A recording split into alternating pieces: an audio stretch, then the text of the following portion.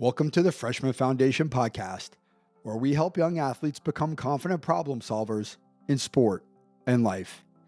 In this episode, I sit down with sports nutritionist Nick Lemke to talk about one of the most misunderstood aspects of young athletes' performance: nutrition.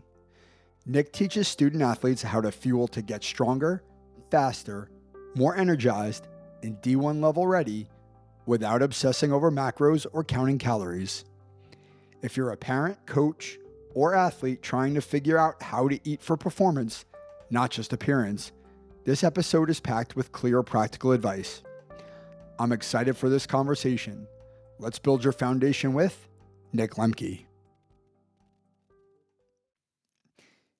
Hey everyone, it's Mike Huber. Thank you for listening to the Freshman Foundation podcast. Before we start, I want to share more valuable content with you. Please subscribe to my newsletter by visiting michaelvhuber.com/newsletter. Every week, you'll receive 2 simple emails. On Sundays, I'll share a short story about my work with young athletes to illustrate the power of mental performance coaching. On Tuesdays, I share 3 valuable nuggets to help you be a better athlete, parent, or coach. Thank you for subscribing. I hope you find it valuable. Now let's get on to the podcast. Hey, Nick, how are you? Good. How are you? I'm doing great. It's great to have you on the podcast. I was on your podcast not too long ago, so I'm happy to be the one asking the questions as opposed to being the one in the hot seat.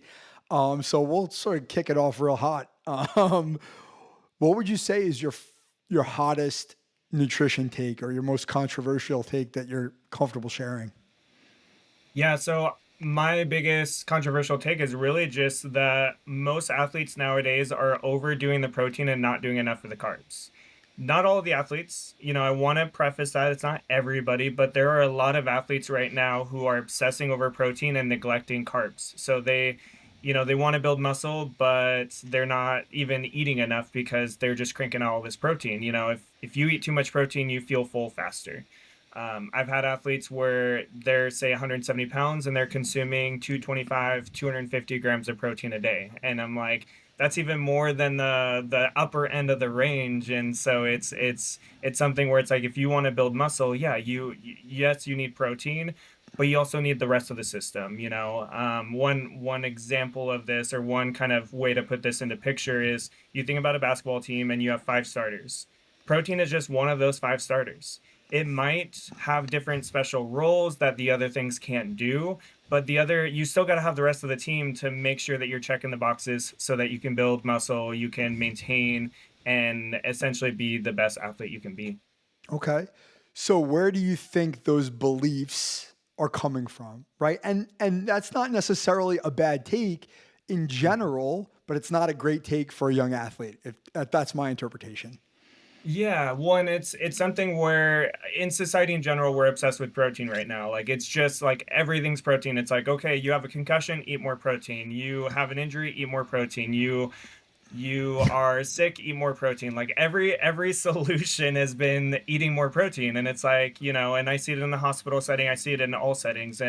And so I think it's just become this big emphasis because we think, okay, protein equals muscle. It's like, yes, protein equals muscle if you are eating enough carbs so that the protein can do its job, so that making sure that you're getting the sleep in, because if you're not sleeping well, yeah, you're not going to build the muscle, you're not going to recover as well.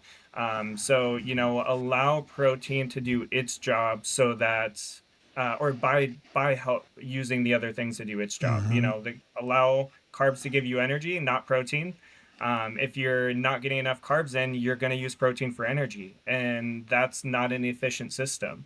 That's going to make you feel sluggish. That's not going to allow you to get the most out of your workouts. And so, yeah, I think it's just a lot of what is being spread by everybody. I mean, healthcare Mm-hmm. professionals, coaches, parents, society at large. It's like we're demonizing carbs because of the carbs that our athletes are eating. Most often are, chips, candy, all of that, which is valid. We don't want to be having those a lot.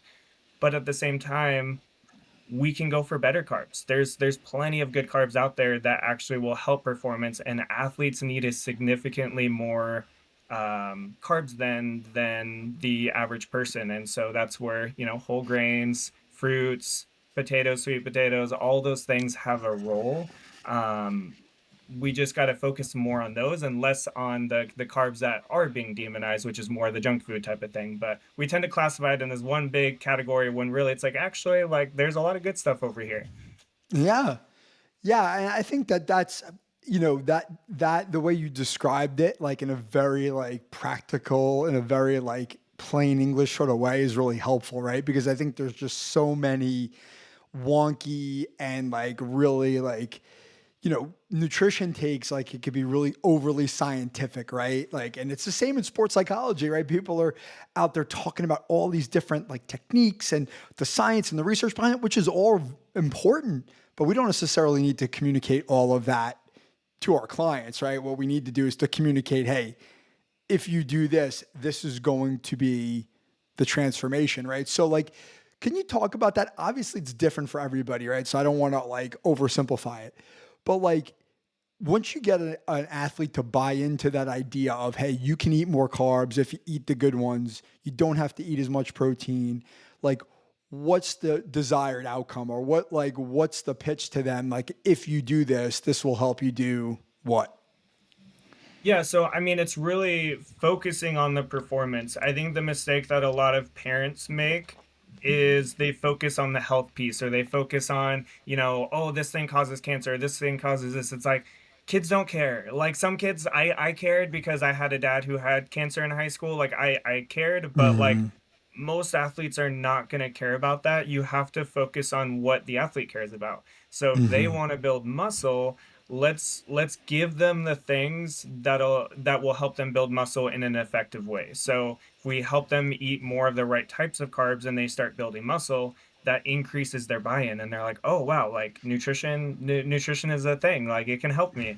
And then once you get that buy-in on just the foundation of protein, carbs, getting the right types of, like, focusing on the macros basically, then you build more. As you build that trust with them, then you get into the more complex things. A lot of parents want their kids to eat more fruits and vegetables.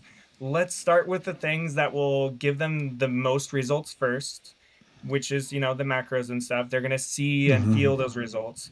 Then we take it to the next level and we address the fruits and the veg and those things and talk about, hey, like if you don't want to be sore as much, if you don't want to be injured as much, like, hey, let's use these foods to help you bounce back faster. And so, you start with the thing that they want. So most of my athletes, they want to get either bigger, stronger, faster. They want to get leaner, stronger, faster, like maybe cut a little bit. Let's focus on the things that will accomplish those goals for them. And Mm-hmm. then we can talk about that, because most of them are like not coming to me and saying, oh, I just don't want to be injured as much, or I don't want to like get injured even though they've never been injured. Like no, none of them come to me for that. And so that's Right. where focus on what they want and then give them what they need. Yeah. Right. So you're getting them to buy in based on helping them do the thing that they want to do because they're motivated to do it. And then the knock on effect is, hey, once I got you in the door and I got you bought in, now we can start to address some of the higher hanging fruit, right? The things that maybe are nice to haves but are not need to haves.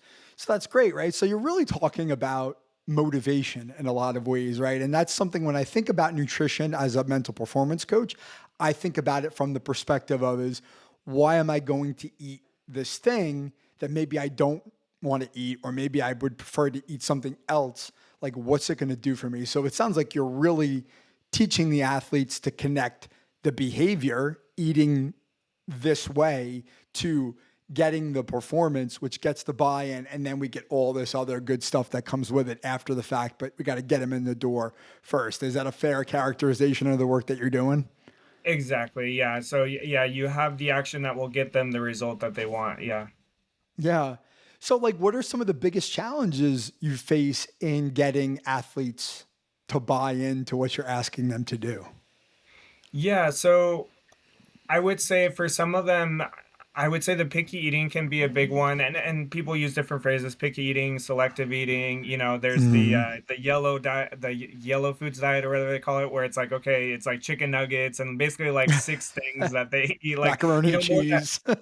Yeah, so it's like those very limited diets that can be a challenge, but I actually get excited by that because that's where again we build that trust. We start with the things that they are willing to buy in on. I had an Mm-hmm. athlete who was on more of a yellow foods diet. He also ate like fruit snacks and stuff at lunch when, you're not doing anything.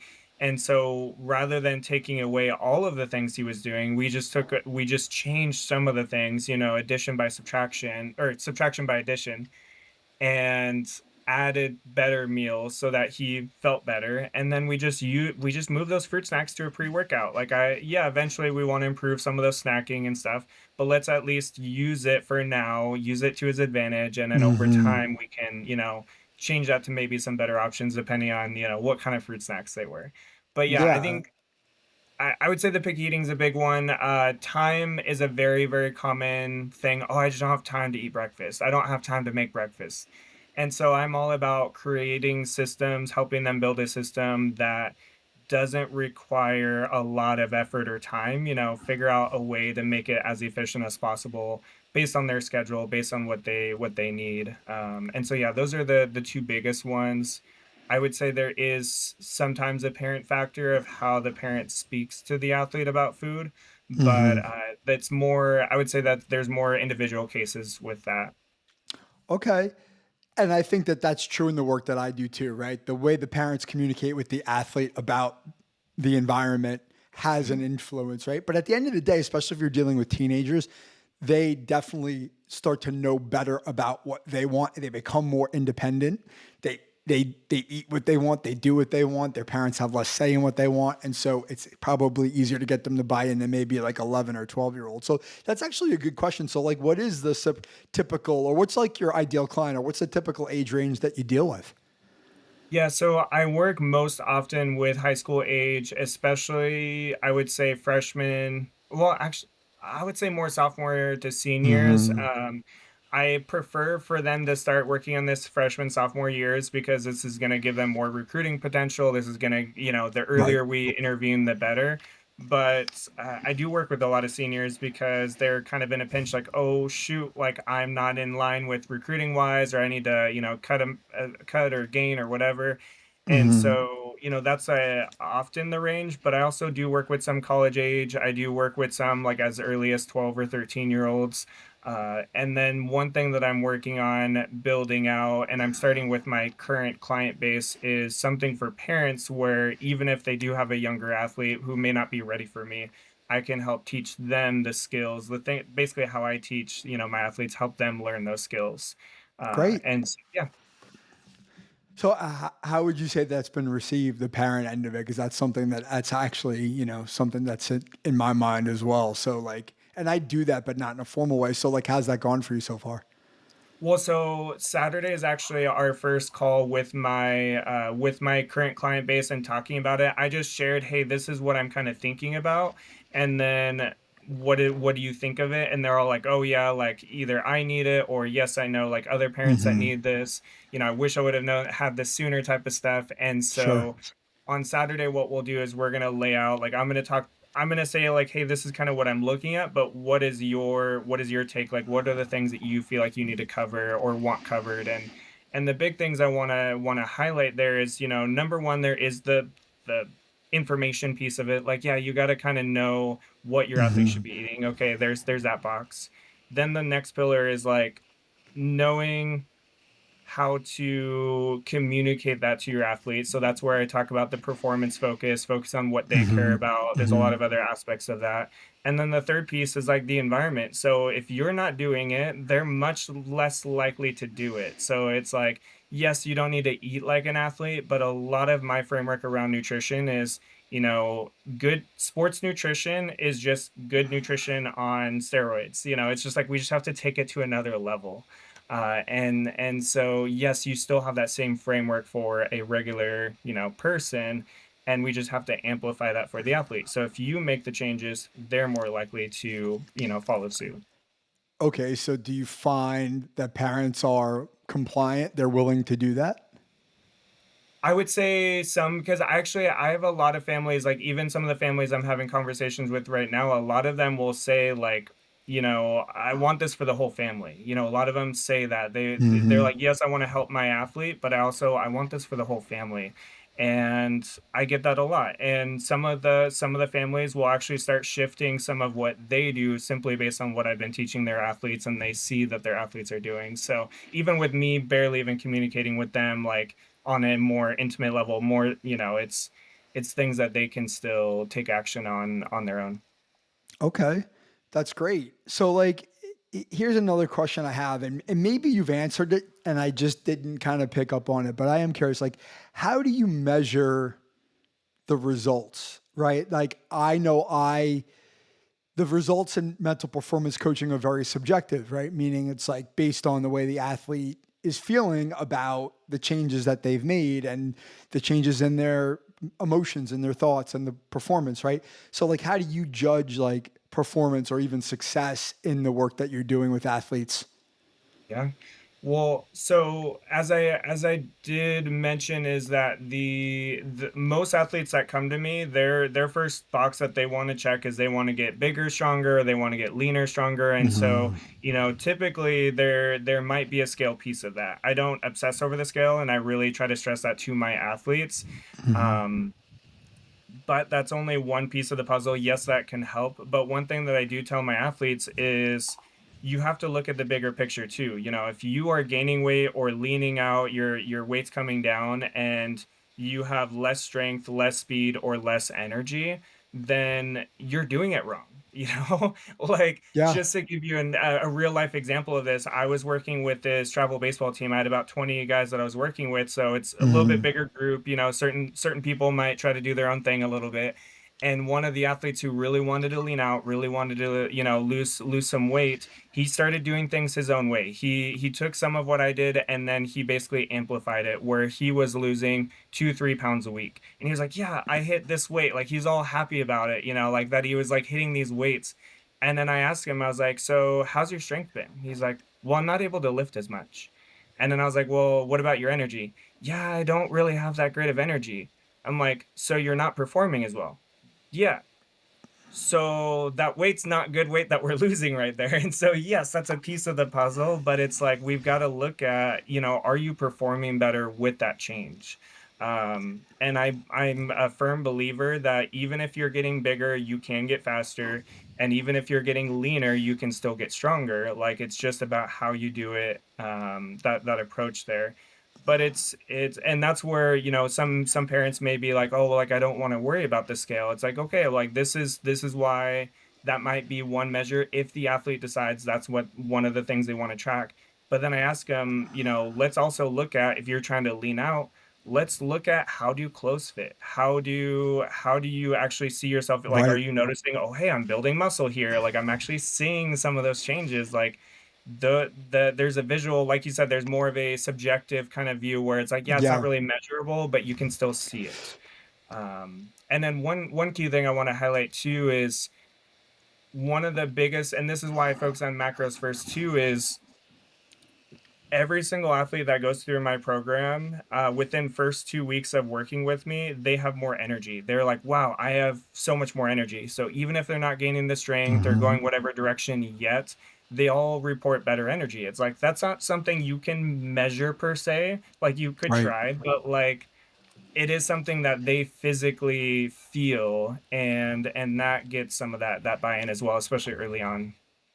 Yeah. And so I think listen, I think for a lot of the things that we do, right, in the work that we do to support athletes, whether you're a nutritionist, a mental performance coach, a lot of it is subjective, right? It's self-report, right? But here's the thing, right? If the athlete is self-reporting that they feel better and they're performing better and they have more energy, then that's probably true, right? Like, yeah, could we find are there ways to objectively measure that from the outside? Yes, but they're too time consuming, they're too expensive, they're very, very uncommon unless you're a professional athlete. So let's just stick to the way the athlete feels. If they're telling us it works, then it kind of works. And like that's what I wrestle with.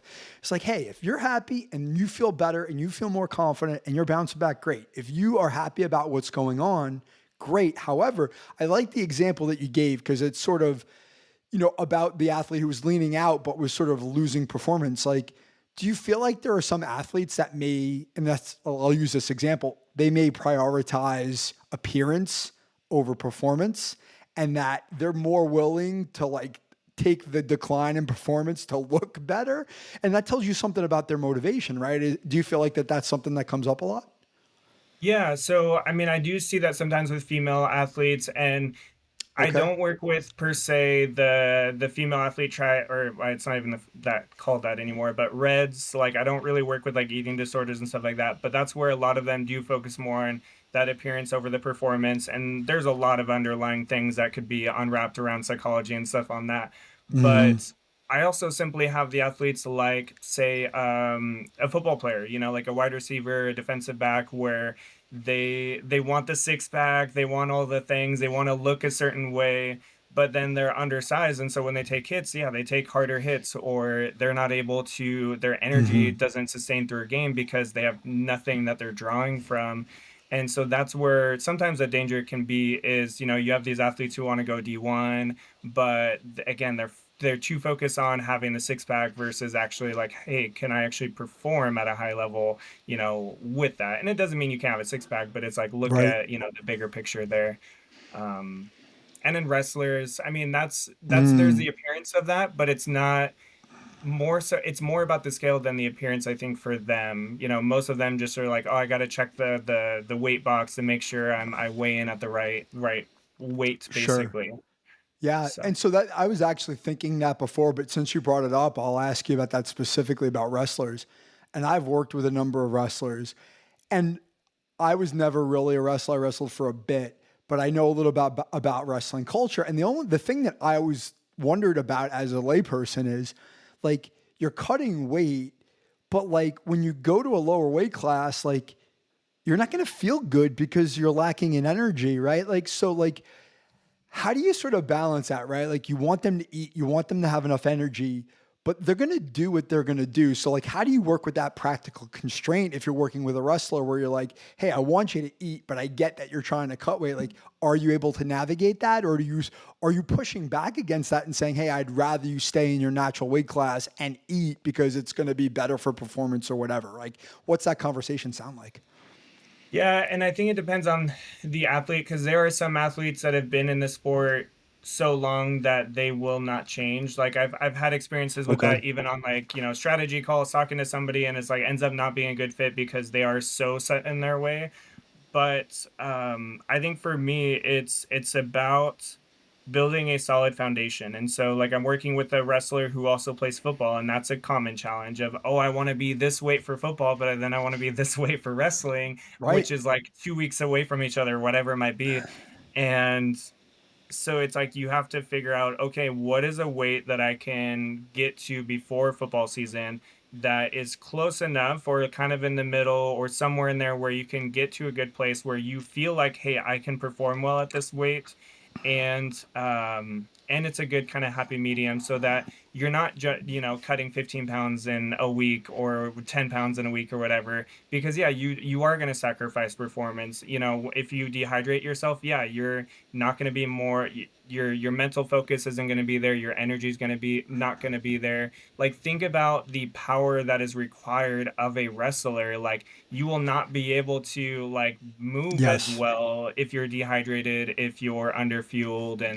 And so that's where we have to find that, make sure that you're fueling yourself.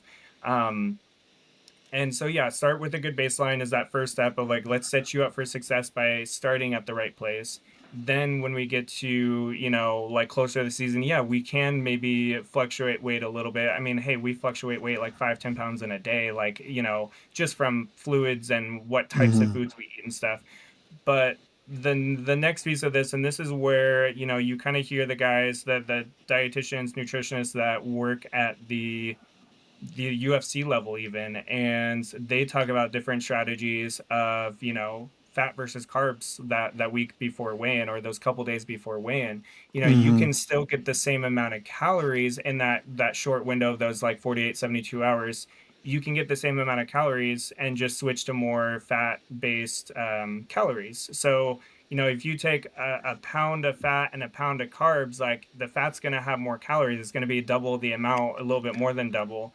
And so you can But then you think about weigh-in wise, like in that short window of weigh-in, yeah, you're not going to necessarily store, like it's not going to really impact you on the scale as much versus Hmm. carbs, where, yeah, number one, you have to eat a lot more to get those calories. But then also carbs hold on to water. And so that's one natural thing. So their recommendation basically is, I think it's specifically the 24 or 48 hours before weigh-ins, is it's a shorter window that you start cutting out more of the carbs, especially fiber, because fiber especially holds on to water, and then you focus more on the fats basically, so you can still get those calories but just kind of in a different way. Hmm. And so that can help you bring down that, and this is why keto, people get excited about keto, like they're like, oh, I'm losing weight. It's like you're losing water weight. Like you lost that 5 or Okay. 10 pounds a I week didn't know. because I didn't know that. Okay. so like over time, yes, you're gonna lose body fat and stuff like that, but people get excited because they see lose 10 pounds in a week, and it's like, yeah, that's not body fat that you're like, there's very small percentage of that that's actually body fat that you're losing, and most of that's actually water weight. And it's just based on how our body holds on to water, which again, mostly through like carbs and fiber and whatnot. Yeah, I learned something new today, but it does sound like there's a practical application, right? Because in Mhm. those instances where you're weighing in, a fat would be better because it's more calorie dense, it breaks down, right? It doesn't hold the water, or you can get the energy you need without putting pounds onto the scale. Is Yeah. essentially how I understand you explaining it.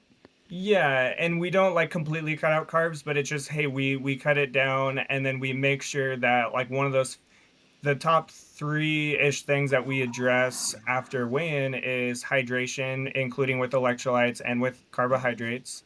And then you get more of a balance like PB&Js or whatever to get like a little some of the protein and get some of those Hmm. carbs that you can use for that match. But that'll Okay. also be based on like how much of a window you have. If you have 30 minutes before your match versus an hour, like we can do different things with that time. So, yeah. Yeah.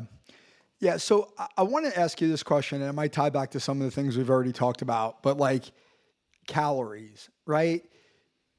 Calories is a big one. And I have had some interactions with, nutrition coaches in my work peripherally, not like deep in the weeds, right? But one of the things I've heard them say is we really try to stay away from counting calories, right? And I'm getting the sense that you're probably in the same boat because we're talking about macros, we're talking about composition and all this other stuff, but we're not really talking about numbers, right? Like, do you find that to be a challenge in terms of educating people? Like, hey, let's take the focus off the calories and let's put the focus on to, hey, what are we putting in our body? Don't worry about the numbers. Yeah, so clients wise, I thankfully rarely have to worry about that, but that's usually because I kind of filter out some of the people who will only focus on that. But even in that same group of baseball players that I worked with, there was one who was very much focused. Actually, it was him. He was the one who, that's how we knew how much protein he was consuming, because he was tracking everything. He Mm-hmm. felt like it was helpful for him. Some people are going to be like that. My brother-in-law weighs everything he eats, and he's a former addict and has some of those things where it just makes sense for him. He's got ADD, all the Mm-hmm. things. It makes sense for him. I'm like, okay, great. But for most athletes, they don't have the time, the mental capacity, Mm-hmm. all of that to do all of that tracking. So, that's where we focus on, I treat progressive overload in nutrition where, yeah, if we're trying to gain weight, we progressively overload. And that just means, hey, we're adding more to breakfast, or eating a real breakfast. We're adding more to pre or post workout or whatever that might be, versus just focusing on, oh, hey, add, this many calories or whatever, which, sometimes it's nice as a guide. Maybe the amount of carbs or protein Mm-hmm. is helpful as a guide, but in the big picture, like we eat different things each day, like a lot of things fluctuate. So constantly tracking can really hold athletes back, for at least at the high school, the lower levels, essentially. Pro level, it's like there's so many trackers, data, whatever, that they can do that. Right. But Well, and that's their career, right? Like you're going to be willing to be more precise and spend more time on it. One, you probably have a little bit more time to do that, but also it's tied to your profession, right? And I think it kind of, it's like if you don't have enough time to make breakfast in the morning, like you definitely don't have enough time to weigh your food. Trust me, I've been one through that phase in my life and it was great in terms of what I was trying to accomplish, but you have to be really really disciplined to like weigh your food and measure your food and prepare all your meals in advance, and like that takes a lot of time and energy, and you've got to be really like you've got to really have systems set up for that, right? So like, and it may not be that valuable because if we're talking about performance, right? Ultimately, if we look great, that's a bonus, but it doesn't really matter what you look like necessarily if you're getting the performance that you want. There's a lot of different performers out there who are super really like at the highest end of the spectrum in terms of what they output, and they don't necessarily look great. Luka Doncic, right? The most like obvious example of the bat, right? He doesn't look like the poster boy for nutrition, and he probably isn't, but he's still a great performer because he has ability and all these things, right? So like, it doesn't necessarily have to be like I don't have to be Mr. Olympia to be a great performer. I just need to put the right stuff into my body to get the energy to give the outputs to perform my best on the field and stay fit and energetic.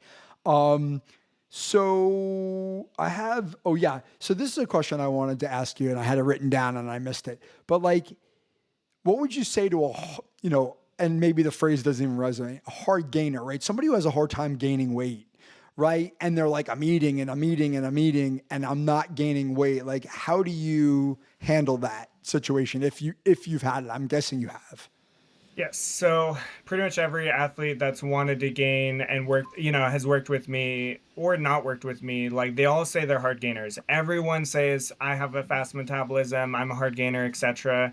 What it really comes down to is number one, are you overtraining and underfueling, which is, most likely the case. Like a lot of them are just working out so much and it's impossible for them to gain because they're probably training more than they actually need to get the results they need. So that there's some of those athletes. I actually working with an athlete in Canada right now who that was Mm-hmm. kind of the case for a while is he was just training so much and it was impossible to keep up with that. The other piece of it, a lot of athletes will say, well, I'm eating all the time, I'm eating so much, and I'm like, I actually get their food logs when I have them do a 3-day food log just so I know where they're at, and I'm like, no, you're not. Like, you're skipping breakfast on these days, or this breakfast was cereal, or you just had a protein shake post workout, like literally like 150 calories of just protein. Like, yeah, you're not gonna gain if that goes back to the protein thing. Like, you're not going to gain if you're not consistent. This is with anything that we train, whatever speak to is that consistency. And so you may say you're Mm-hmm. eating a lot, but you're not eating a lot consistently. Yeah, and that's very similar. I mean, obviously food is different than the mental side of sport, but it's the same concept of, hey, we can talk about this, right? And we can do something on one day, but if you're not practicing this stuff every single day, developing the habits and staying with it, it's going to fall off the cliff, right? So you got to stay with it. And so actually when you brought up the food log, right, which assume for the people who are listening who don't know, it's like you're just writing down everything you eat. Is that correct? Yeah. Yeah, Yeah. so like I don't have them use an app or anything. I literally like the notes in their phone. I just have them do that and they send me the screenshots and then I can always refer back to it later. But Oh, but yeah, it's yeah. do you do any sort of like logging of like energy levels or like do any sort of journaling on the back of that? Meaning like today I felt, before the game I felt this way, after the game I felt this way, to sort of reflect and measure like not only did I eat this food, but like the changes in the way they feel as they go through your programming. Yeah, I tried to do that a few times. Like I tried to do like, okay, your energy levels, at baseline at the Mm-hmm. beginning of the program versus like a few weeks in. But what I find with that is number one, they often don't do that part. They only do the food part of it, whatever. And Mm-hmm. again, it just becomes so many different things for them to keep track of, especially when they are even like, I mean, again, an athlete I just had on the call yesterday, first call he had with me, and he's like, what's a carb? I'm like, I'm not gonna have that kid try to do other things. Like he doesn't even know what Yes. different carbs are, and so you have to kind of look at where that athlete is at. And some of Uh, them are gonna be more like that, but that's where, hey, maybe we focus on that. Once we have the solid foundation, you're eating consistently all the things, then we can look at, hey, maybe we measure and kind of, you know, explore with certain things of like what works, what doesn't work. But most of them are, they're gonna feel it. They're gonna see the difference. Um, and part of that reflection too, and this is, for the parents out there, one of the things that you can ask is, you know, how were your energy levels today? It looked like you were really locked in, versus another day where it's like, hey, like you were really locked in on Thursday. What happened on Saturday? Like kind of like have them that self-reflection piece, helping them kind of by Yeah. asking those questions.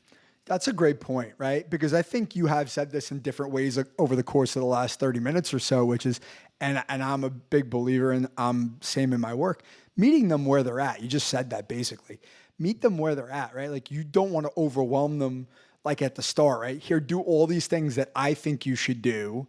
And now there's so many things that I have to do, or things I don't understand, or things I don't want to do, that I just say, forget it. I'm not going to do any of them, versus, hey, let's start with the simplest, the easiest thing to do first, get good at that, and then slowly layer on, right? And it's a really important coaching technique, whether you're a nutrition coach or a nutritionist, or you're a mental performance coach or any kind of coach, because I think sometimes there is an expectation from adults, especially as a parent, like thinking about like, hey, just go do this, just go clean your room, right? Or just go do whatever. And we think that they should just do it. And it's probably not the most effective way to sort of get them to do it, because we're just throwing too much at them versus, hey, just go pick up that pair of socks and throw them in the hamper, and tomorrow you do something else, right? Like it's so like I think it's great that you're able to do it that way and meet them where they're at, because I think there's so many limitations. Every kid is very different, but that also requires patience and, the understanding, the empathy to connect with the kid and take them through the process, whether they're a complete novice or they're really, really, they're really experienced.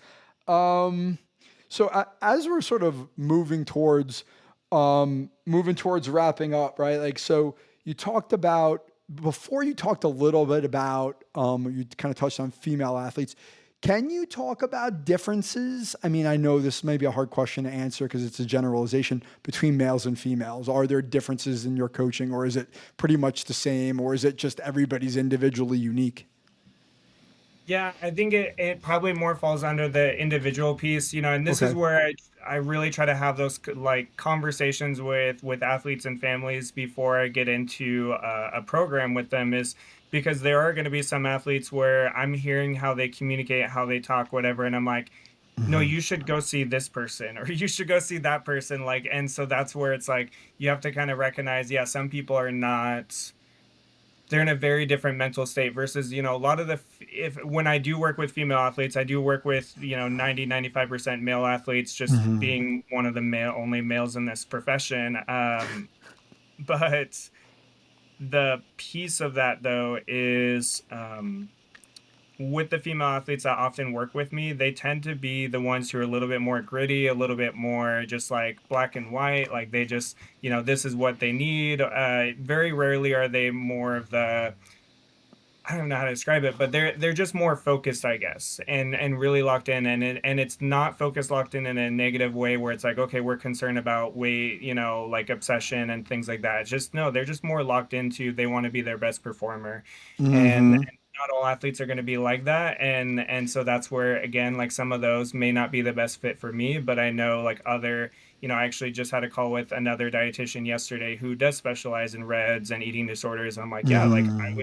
I would send any of those people her way over, me, because she really can communicate on a different level with them. Yeah. Yeah. But And I think that that's an ethical thing to do, right? I don't know the ethical guidelines and provisions of being, a registered dietitian, but it's the same in our field, right? If you don't feel like you can help somebody, you're not competent enough to help somebody in a particular area where they need it, you refer them out to the right person, right? And it's great that you're doing that, and you're not sort of like trying to like take every client and say I can help you when, maybe there's somebody better who can help. So the last question I usually ask for everybody I have on the podcast is like sort of like, what's the like most important thing, or the one takeaway, the one piece of advice you would leave with whoever it is you want to leave it with? Like, let's just say in this case, it's the athlete. Like, what's the one thing you would leave for an athlete to take away from this conversation that would be valuable for them to absorb and digest? No yeah. pun So intended. yeah. So breakfast is the most Breakfast is going to be your biggest difference maker. So yes, pre and post workout. So those three, breakfast, pre and post workout, are my biggest things I address with athletes right off the bat. Breakfast is one of those big missing pieces that a lot of athletes are missing. And with that, it's like, it's not just cereal, it's not just protein shake, it's not some protein waffles. Like it's a meal. Like, Hmm.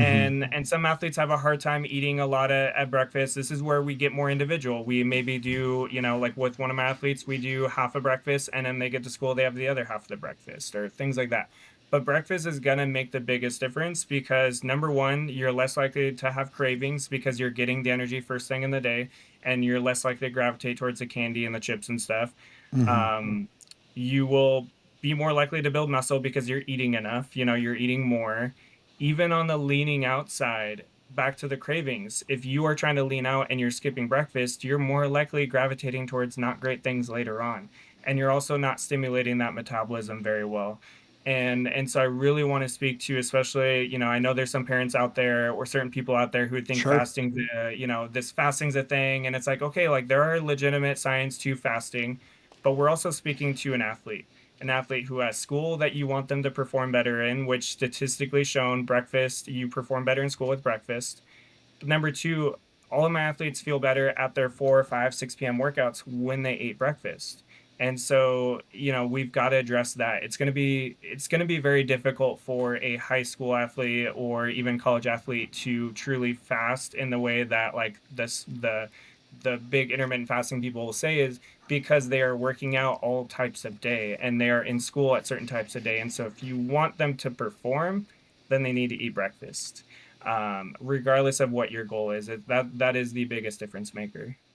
Okay, there it is. Breakfast is the most important meal of the day. We've heard that forever, but we're going to reinforce it right now. So, Nick, thank you so much for coming on the podcast and sharing your wisdom. And I really appreciate it. And, let's keep the conversation going. Yeah, no, for sure. And I appreciate you having me on. This was a good chat. Thank you so much. So, what was your biggest takeaway from my conversation with Nick Lemke? My biggest takeaway was that young athletes don't need extreme diets or complicated tracking apps. They need fuel, regular, balanced, performance focused fuel. Because when athletes eat to perform, not just to look a certain way, they unlock energy, confidence, and the capacity to grow. I want to thank Nick for joining me on the podcast. You can check him out on Instagram at Nick Lemke RD. Want to become a confident problem solver through mental performance coaching? Visit michaelvhuber.com. Thank you for listening. We'll see you back soon for episode 84.